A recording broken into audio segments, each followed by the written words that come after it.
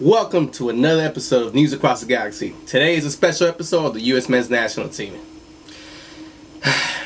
I'm Teddy. I'm Bryant. And we're mad. Let's get it. Blue, white, and gold. Blue, white, and gold. The color that my blood shall always Alright, well, let's get right into it. The U.S. had two friendlies. The first one was this Friday against Peru at the RFK Stadium. I believe so. Yes, sir. Washington. Let's go over the lineup. Steady, what do you got for us? Lineups. Yet another experimental lineup from Mr. Jurgen Klinsmann. Why? I came out with a 4-4-2. We had Brad Guzan in goal. We had center backs Brooks and Gonzalez. Out right, Orozco. Out left, Tim Ream. The midfield, we had in the center, Bedoya. Jones sharing the midfield with them. Yellen out right. Zard is out left. And on top, Altidore. And apparently, Bobby Wood played too. Oh, he did? That's what it says. Anyways, against Peru, actually started off not so bad.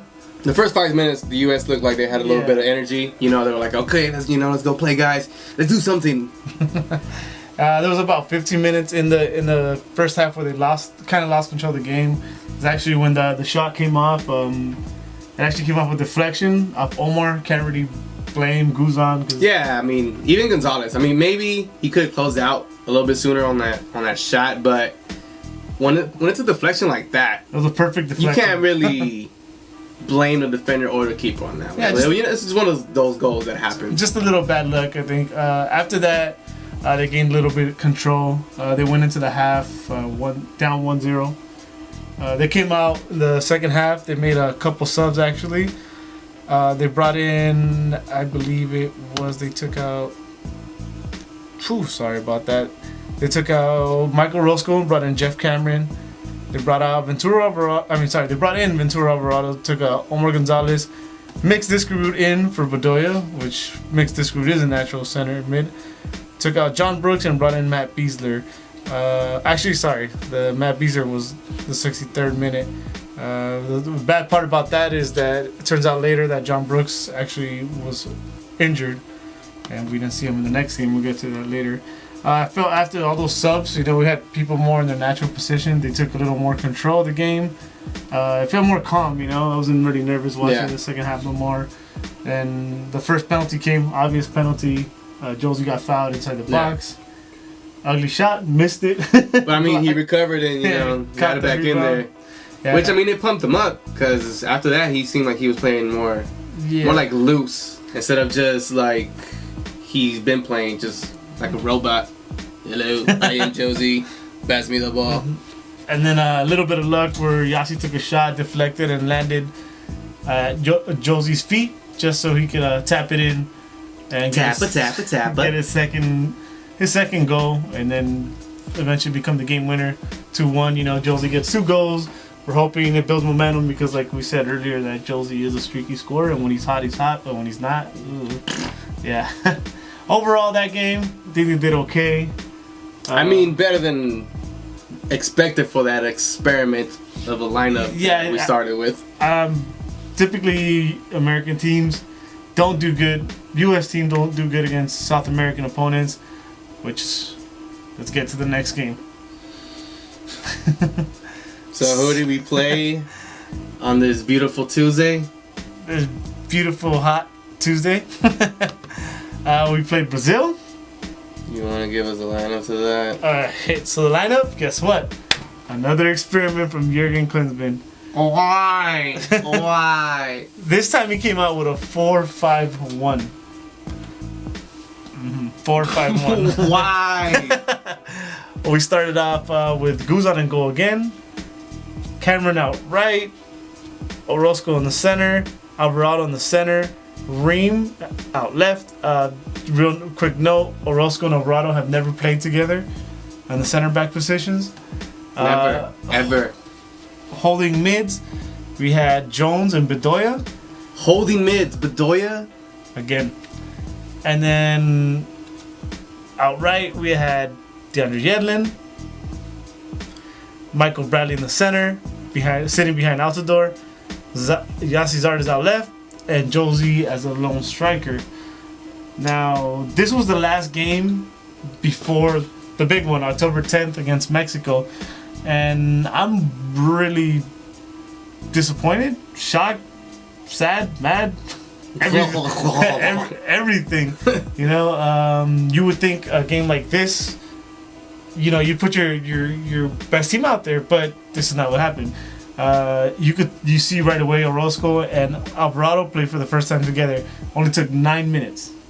9 minutes to get scored on. Just 9 minutes. I mean, let's keep it honest. That goal came off of a Yellen mistake in center of the field, and you know they countered us. And William did what he does best. He kind of took our defense by the wing, tried to give a cross. Luckily for Brazil, it hits the pole. Comes back off to Hulk. Hulk cuts back on Yedlin. I mean, either way, those Orozco or Alvarado should have been there to close out that whatever rebound off that post.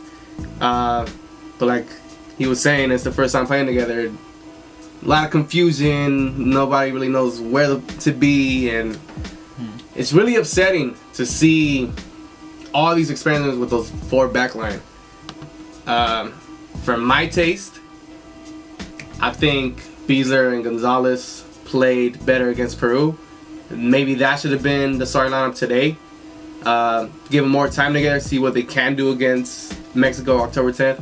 But that's that. And then 36th minute, they actually pulled out Bedoya before the half. We weren't sure exactly what happened there, but we'll get to it a little later. We found out post-game. So halftime they went in 1-0. Which wasn't that bad. Yeah. I mean, could have been worse. Yeah. They played pretty bad. So second half starts, talking about getting worse. 51st minute, only took 6 minutes. Cameron clearly takes down Neymar. Neymar takes a penalty, and then from then it's just a total breakdown. Just, you know, Brazil took total control. U.S. couldn't put two passes together, and Brazil had their way. 4-1 was the final score. Danny Williams got one back for the U.S., but it was, I think 4-1 doesn't even tell the full story. I think it doesn't. Worse than 4-1. Man. So now that takes us now to our next thing. Not to really nag. Jurgen Klinsmann. Are you listening? Of course not, but you should. I've said it since before the Gold Cup. Well, not before the Gold Cup. Right when he announced the Gold Cup roster, this experimenting. You know, I think he's losing control of the locker room. One thing we saw was when they took out Jermaine Jones. Jermaine Jones didn't even shake Klinsmann's hand. He stepped out of the field very mad, actually. Then we found out post-game with the whole Bedoya sub. He pointed the finger at Bedoya, saying that Bedoya couldn't catch rhythm. But then Bedoya, in his interview, came out saying that as a professional, he's never played that position. You know, how that says a lot of... Dude, come on, man. You play in a team like Brazil, how much can you ask for a guy playing that position for, you know, the second time, I guess? Yeah. I don't like him there, but that's a waste. Bedoya should be out of wing. And we have Yedlin we have someone like Yedlin instead playing out right that just gives away every ball. You know, he has the legs for it. He has good pace. But to start, I don't think it's a good idea. He comes off the bench better to give that extra spark and that extra push to, let's say, if they're in a close game for him, you know, come off the flanks and use his speed to beat the defenders. Starting mid, I don't think so. I don't think to start either. But I mean, with the two center backs, man, what is that? I have no clue what that is. Mm-hmm. Orozco and Alvarado, two people who've never played together with each other. Why? And then you have Reem and Cameron playing out on wings, and with their clubs they play center backs. Yeah. You know, it doesn't make any sense to me. I think as a coach, I don't know what kind of message you're sending. I'm more confused. I don't know who's starting against Mexico. I don't know if Jurgen does. But, I mean, why not, if you don't have any wings, why not call in a Rodgers? Why not call the Evans in to play, you know, defense for you? Like or why not start yelling at the right back and have him at his natural position? Mm-hmm. And then midfield, a lot of questions. You know, you have Bedoya playing, out of position. You have Jermaine Jones, who's coming back from injury. What about people like Benny Feuerheber or Leggett? Leggett could come help. And another person I asked, why isn't he there? Because we're missing a lot of flair on top. Is the golden child, Julian Green? Julian Green, where is he? Yeah, Did you not just say he was like the next in line to Donovan's throne? So there's a lot of questions for Jurgen. People playing out of position, people not being called up. I don't think it's too early to be saying it, but I think Jurgen's got to go. There's the door, buddy. Mm-hmm. The thing that pissed me off the most about today's match is not even that we got spanked. It's the point that Jurgen tried to put this on one of his players and pointed him out like that. Why would you even do that? That's like that. You don't do that to the media. And then Bedoya, he had to defend himself. Of course, he doesn't play that position. Why would you even play him somewhere where he doesn't play at all? Never play there in his profession. He said it himself. We seen the tweets out. We seen all that stuff out. Why call out your player? That's just showing the U.S. fans that you don't have control of that locker room, which is very important. You say one thing, your player says another thing. It's not a good sign. Either Jurgen gets it together, which I doubt. I think it's too late for him to get it together. I think they've lost a lot of respect for him. I've always said favoritism. I think that locker room is separated between the German Americans and even at that, Jones came out mad, not shaking his hand. Mm-hmm. Like, he even recognizes that, man, what are you putting on the field? You're not giving us a chance to compete. You're just throwing out random lineups that do not work. And today, Reem played good, and he's out of position. Another person that played good was Morris, but he's a young, hungry cat. But even at that, dude, like, what is going on, man? Point is, I think what Brian's trying to say is we see a lot of bright spots, but he doesn't see it. Like he said, we see Reem playing good. I think actually Cameron didn't have such a bad game aside from the penalty, and other players like Yedlin that didn't play so well. But we feel like even though we see it, Jurgen's not gonna start Reem and will start like a Yedlin. He does the total opposite of what people expect. And it doesn't work. It obviously doesn't work. And we're just not really confident going into October 10th. And that's just all honesty from a U.S. fan. I'm sure you guys feel the same. If you don't, let us know. Tell us why we're wrong. Well, my fellow U.S. fans, this concludes our very happy show of NAG.